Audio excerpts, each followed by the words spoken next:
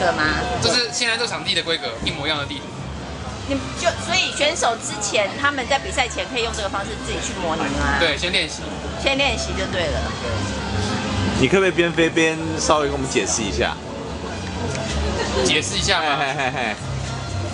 空拍机它可以帮你保持水平，但这种模式它是手动模式，你要继续control你的倾角。我今天往前倾，我放掉，它往前飘，我要往后拉，把它修正，我尽量保持水平。哇哦，像这种感觉。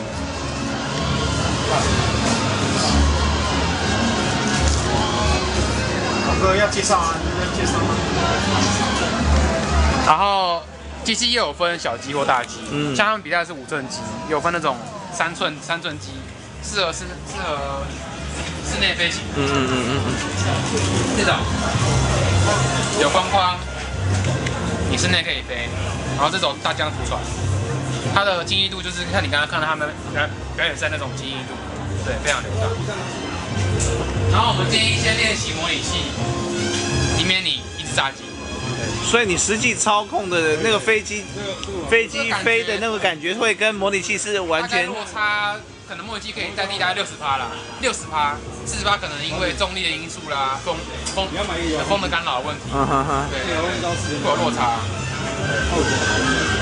它这种模式是它飞得比较自由一点，可以自由抓、自由绕。它空拍机的姿势可能就是保持水平而已。对，它在这边。将要开始了哟！新入场的所有观众朋友们，那赛事即将要现在的话，我就来进行来解说。